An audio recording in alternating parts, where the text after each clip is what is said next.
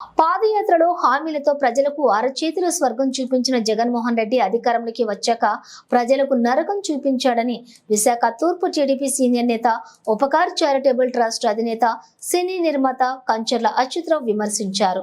నియోజకవర్గం పరిధిలోని ఆరిలోవా నెహ్రూ నగర్ పరిసర ప్రాంతాల్లో ఎన్నికల ప్రచారాన్ని నిర్వహించిన ఆయన మాట్లాడుతూ ఒక్క ఛాన్స్ అంటూ ప్రజలను మోసం చేసి గద్దెనెక్కిన జగన్మోహన్ రెడ్డి నియంతలా వ్యవహరిస్తూ అరాచకం సృష్టించారని తెలిపారు.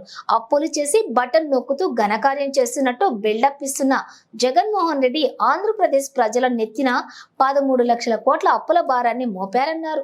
పాలన అంటే బటన్ నొక్కడం ఒక్కటే కాదని, ముఖ్యమంత్రి అంటే సంపద సృష్టించాలని, యువతకు ఉద్యోగ అవకాశాలు కల్పించి రాష్ట్రాన్ని అభివృద్ధి పదంలో నడిపించాలని హితవు పలికారు. లోటు బడ్జెట్ లో ఉన్న కొత్త రాష్ట్రంలో ఆ కొరత కనిపించకుండా అభివృద్ధిని వరదలా పారించిన చంద్రబాబు ఆంధ్రప్రదేశ్ ను అన్ని రంగాల్లో నెంబర్ 1 గా నిలిపారన్నారు. అస్తవ్యస్తం అయిపోయిన రాష్ట్రాన్ని తిరిగి గాడిలో పెట్టాలంటే చంద్రబాబు లాంటి విజనరీ లీడర్ కే సాధ్యమని అచ్యుతరావు తెలిపారు. చంద్రబాబు నాయకత్వంలో మళ్లీ రాష్ట్రం అద్భుతమైన ప్రగతిలో నడవాలంటే ప్రజలందరూ ఈస్ట్ అభ్యర్థి బరిలో ఉన్నటువంటి సిట్టింగ్ ఎమ్మెల్యే వెలగపూడి రామకృష్ణ బాబుకి సైకిల్ గుర్తుపై ఓటు వేసి మరోసారి అసెంబ్లీకి పంపాలని, అదేవిధంగా ఎంపీగా శ్రీభరత్ గెలిపించుకుని లోక్సభ మన స్థానిక సమస్యలపై గళమెత్తే విధంగా అందరూ కూడా సైకిల్ గుర్తుపై ఓటు వేసి అత్యధిక మెజారిటీతో గెలిపించాలని కోరారు. ఈ కార్యక్రమంలోని ఉమ్మడి పార్టీ నేతలు పాల్గొన్నారు.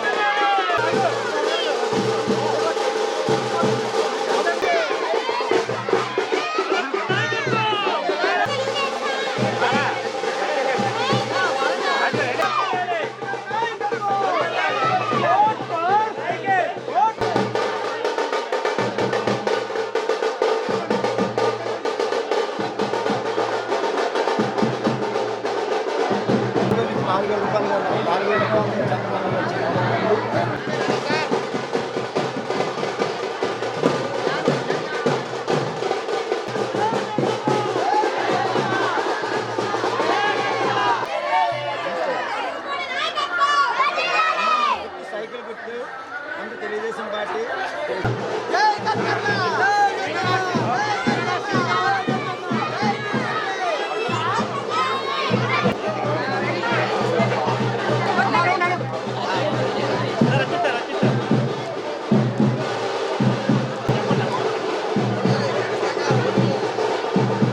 ఈరోజు మన తూర్పు నియోజకవర్గంలో 12వ వార్డు నెహ్రూ నగర్, అలాగే దుర్గానగర్, అలాగే 12వ వార్డు అంతా కూడా ఈరోజు ఇంటింటికి కార్యక్రమాన్ని ప్రారంభించాం. మరి దీని యొక్క ఆవశ్యకత ఏంటంటే, చంద్రబాబు నాయుడు గారు నాయకత్వం వహించిన ప్రతిసారి ఆంధ్రప్రదేశ్ ముందంజలోకి వెళ్ళింది. మరి ఆంధ్రప్రదేశ్ మళ్ళీ మనుగడ సాధించాలి, ప్రతి ఒక్క యువతకి మళ్ళీ ఉద్యోగాలు రావాలి, ఈ ఆంధ్రప్రదేశ్ అభివృద్ధి పదంలో నడవాలి అంటే మళ్ళీ చంద్రబాబు నాయుడు గారు రావాలి. మరి ఆ చంద్రబాబు నాయుడు గారు రావాలి అంటే ఈ నియోజకవర్గంలో మన వెలగపూడి రామకృష్ణబాబు గారు గెలవాలి. మరి అలాగే ఎంపీగా ఈ విశాఖపట్నం అభివృద్ధి చెందాలంటే మన శ్రీభరత్ గారు ఆయన్ని గెలిపించాలి మనం. మరి ఈ యొక్క విషయంలోనే ఈరోజు భారీ ఎత్తున అందరూ జన సమీకరణతో మనతో అందరం ఒక మూకుమ్మడిగా ఈరోజు ఈ తూర్పు నియోజకవర్గం మొత్తం ఒకే తాటి మీద నడిచి అతి భారీ మెజార్టీతో వెలగపూడి రామకృష్ణబాబు గారిని గెలిపించబోతున్నాం. మరి గెలిపించాలని మిగతా వాళ్ళందరినీ కూడా ప్రాధాన్యపడడానికి ప్రతి ఒక్కరికి వాళ్ళకి ఇక్కడున్న ప్రాబ్లం ఏంటనేది, ఈ ఆంధ్రప్రదేశ్లో ఉన్న సమస్యలు ఏంటనేది తెలియపరిచి ప్రతి ఒక్కరిని కూడా అంటే తటస్థంగా ఉన్న వాళ్ళను కూడా ఈ యొక్క తెలుగుదేశం పార్టీ వైపు నడిపించాలని మరి మా యొక్క ఆకాంక్షతో ఈరోజు ఈ యొక్క డోర్ టు డోర్ ప్రతి ఒక్కరిని కలవడానికి మేము బయలుదేరడం జరిగింది. మరి ఆంధ్రప్రదేశ్ మొత్తం మీద చూస్తే చంద్రబాబు నాయుడు గారి తన నాయకత్వం మీద ప్రతి ఒక్కరికి మంచి నమ్మకం ఉంది. మరి లాస్ట్ టైము అతను గెలిపించుకోకపోవడం వల్ల ఏం నష్టపోయామో ప్రజలందరికీ తెలుసు. మరి యువత ఉద్యోగస్తులు కూడా ఎంతో ఇబ్బందులు పడ్డారు. మరి చంద్రబాబు నాయుడు గారు సూపర్ 6 అనే ఒక నూతన స్కీమ్ డిజైన్ చేయడం జరిగింది. మరి ఆ రోజు పాత ప్రభుత్వంలో అమ్మఒడి ఏదైతే ఉందో ఇంట్లో ఉన్న వాళ్ళందరికీ ఇస్తామని చెప్పారు. మరి ఇంట్లో ఒక్క వ్యక్తికే వాళ్ళు ఇవ్వడం జరిగింది. మరి చంద్రబాబు నాయుడు గారి ఇంట్లో ఎంతమంది ఉంటే అంతమందికి మళ్ళీ అమ్మఒడి పథకాన్ని ఇస్తామని చెప్పడం జరిగింది. ఇదే కాకుండా దీపం పథకాన్ని ఆ రోజు చంద్రబాబు నాయుడు గారు తీసుకురావడం జరిగింది. మరి అదే దీపం పథకాన్ని ఈ యొక్క ప్రభుత్వం నీరుగార్చింది. మరి ఆ యొక్క దీపం పథకాన్ని మళ్ళీ ఆయన ప్రారంభించి 3 సిలిండర్లని ఫ్రీగా ఇవ్వడానికి ఆయన నిర్ణయం తీసుకోవడం జరిగింది. మరి ఆడపడుచులు అంటే తెలుగుదేశం ప్రభుత్వంతోనే వాళ్ళకు గుర్తింపు వచ్చింది. మరి ఆ రోజు ఆస్తి హక్కు అనేది కల్పించింది ఎన్టీ రామారావు గారు తెలుగుదేశం ప్రభుత్వంలో.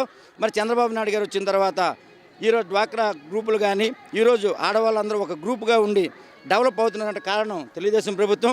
మరి అలాంటి తెలుగుదేశం ప్రభుత్వం ఆలోచించింది అంటే మళ్ళీ మహిళల గురించి ఒక అడుగు ముందుకేసి ఫ్రీ బస్ అనేది వాళ్ళు ఏర్పాటు చేయడం జరిగింది.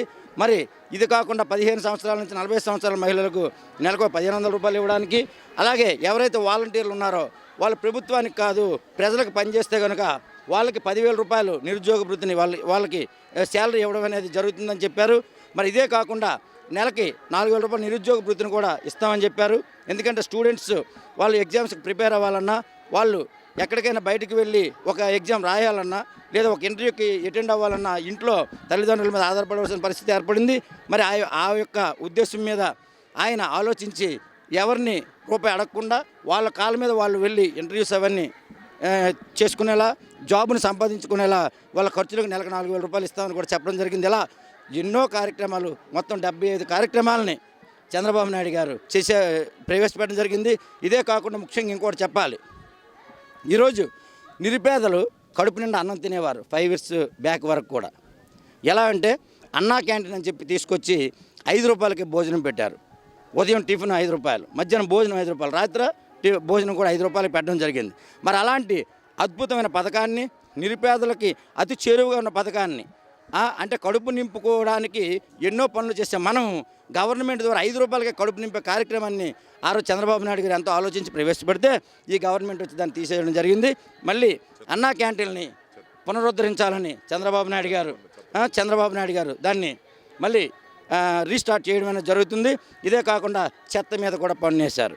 ఇలాంటి పనులు అవి లేకుండా జనాల్ని సుభిక్షంగా సంతోషంగా ఆయన బ్రతకాలని ఒక ఆలోచనతో, ఒక దీక్షతో, అకుంఠితమైన దీక్షతో ఆయన రావడం జరుగుతుంది. కాబట్టి ఆయనకి మన అందరి తాలూకు మద్దతు ఇవ్వాలని మనసావాచ కోరుకుంటూ మీ కంచెల చిత్రం. ఈరోజు ఆంధ్రప్రదేశ్ మొత్తం కూడా ఏ సర్వేలైనా మీరు చూసుకోండి, ఆ సర్వేల కంటే ప్రజల నాడిని మీరు కనుక్కోండి. ప్రజల్లో 70-30% ఆల్రెడీ ఈరోజు రీచ్ అవ్వడం జరిగింది. 70% తెలుగుదేశం ప్రభుత్వాన్ని గెలిపించాలని ప్రజలు ఆల్రెడీ కంకణం కట్టుకున్నారు. నిన్న వాటర్ బ్యాలెట్స్ ఏవైతే అవుతున్నాయో అందులో 90% ఓట్లు తెలుగుదేశానికి పడతాయి, పడాలని మా యొక్క ఆకాంక్ష.